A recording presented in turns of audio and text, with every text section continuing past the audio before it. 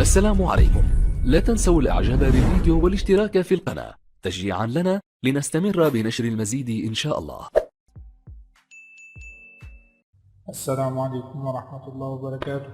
توقعت وكالة أنباء الجزائر إعلان 4 لاعبين اعتزالهم اللعب دوليا بعد خيبة الإقصاء المبكر للمنتخب الجزائري من بطولة كأس إفريقيا 2023 بكوت ديفوار، حيث جاء ذلك يوم الأربعاء. وأكدت الوكالة أن المنتخب الذي كان مخيبا للآمال ومفتقرا للعزيمة والإصرار أخفق في تقديم وجه يليق بسمعة كرة القدم الجزائرية، وهذه هي الخيبة الثالثة على التوالي التي يتجرعها المنتخب الوطني في غضون عامين بعد الإقصاء المماثل في الدور الأول من كأس إفريقيا 2021 والإقصاء المر من تصفيات كأس العالم عام 2022.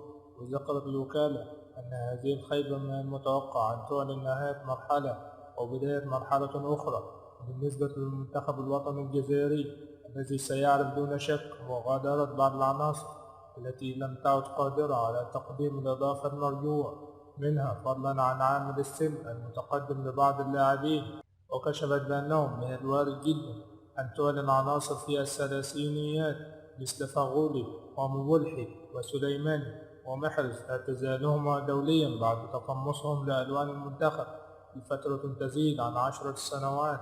وكان مدرب المنتخب الوطني جمال بالماضي أعلن استقالته للاعبين بغرفة تغيير الملابس عقب هزيمة التشكيلة الوطنية أمام موريتانيا بهدف دون رد.